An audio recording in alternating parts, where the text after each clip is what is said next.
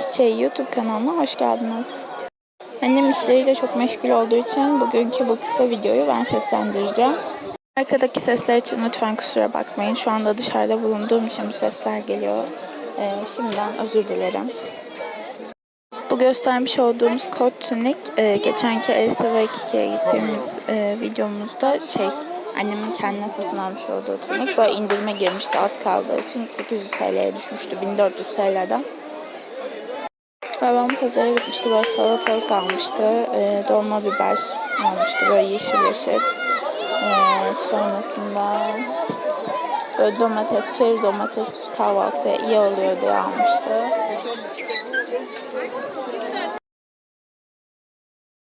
Bir de böyle pembe domates satın almıştı babam. Annem onları hemen yıkamış kullanmak için.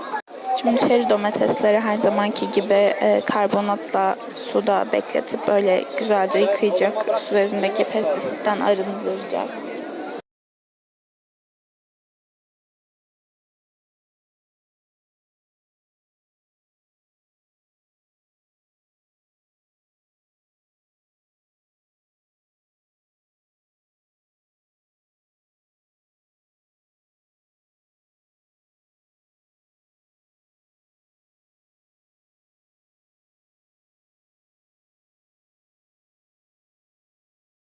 Şimdi ben salatalık ve dolma biberleri bu geçen fileden almış olduğumuz küçük çöp poşetlerine koyacağım. Bu küçük çöp poşetleri çok hayat kurtarıcı oluyor gerçekten. Çünkü böyle pazardan gelen poşetler genelde temiz olmuyor, yere konuluyor falan. Annem o yüzden buzdolabına öyle koymuyor. Şimdi ben salatalıkları ve dolma biberleri koyup poşetleyip dolaba kaldıracağım.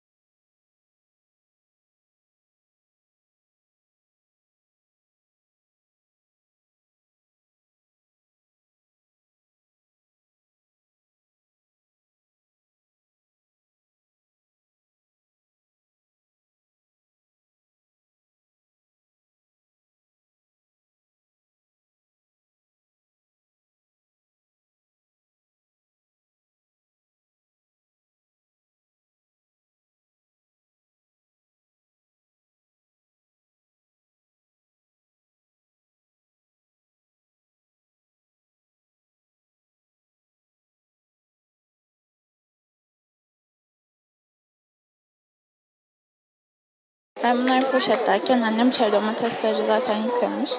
Şimdi buzdolabına koyacağım ki güzelce soğusunlar ve hazır olsunlar yemeğe.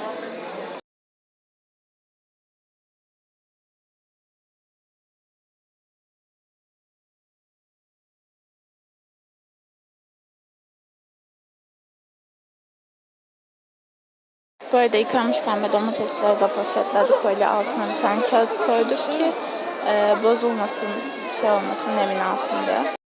Bu arada ablam babama doğum günü sürprizi yapmak istemiş. Geçenlerde doğum günüydü, kutlamıştık fakat ablam o sırada kutlayamamıştı evde olmadığı için. Şimdi böyle sürpriz bir pasta satın almış. Onun için onu şimdi hazırlayacağız ve kutlamaya gideceğiz.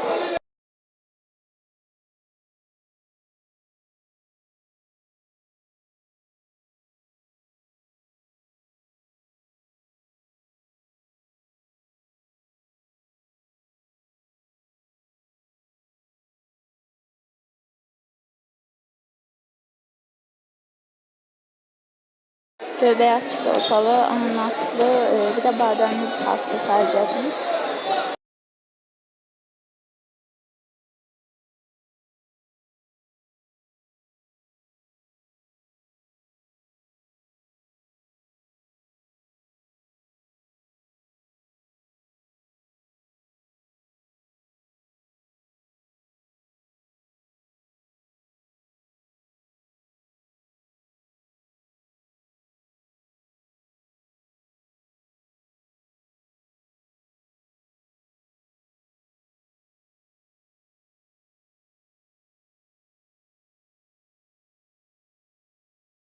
Bu arada videoyu sevdiyseniz beğenmeyi, kanalımıza abone olmayı, videomuza yorum yapmayı ve sevdiklerinizle kanalımızı ve videomuzu paylaşmayı unutmayın lütfen. Şimdiden teşekkür ederiz.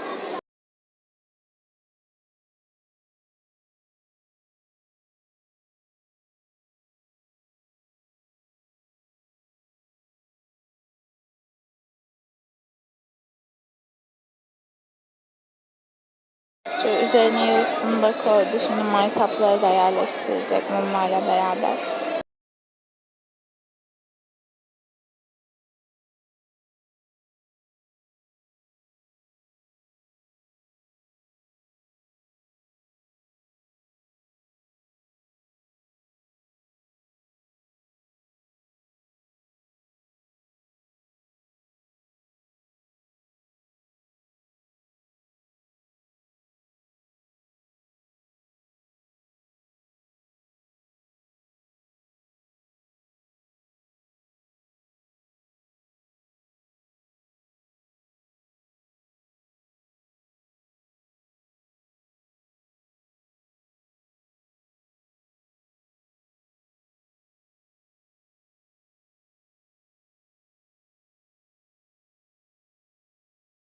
Şimdi biz babamın doğum gününü kutladık. Babam mumlarını üfledi, fotoğraflarımız çekildik. Şimdi pastayı kesme zamanı.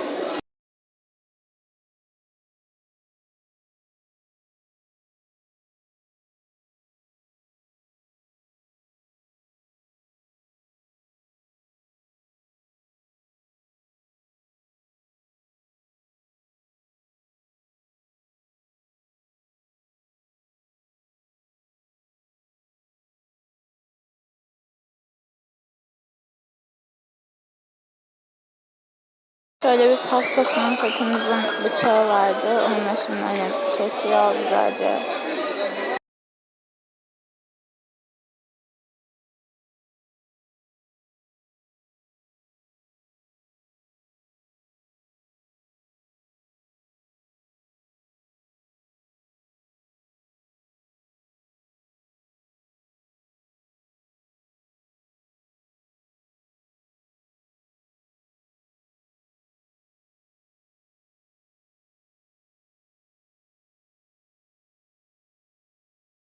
Bu arada pasta çok lezzetliydi. Reyhan'dan daha önce pasta almamış olanlar varsa mutlaka gidip oradan bir deneyin. Yani bu pasta çok güzeldi ama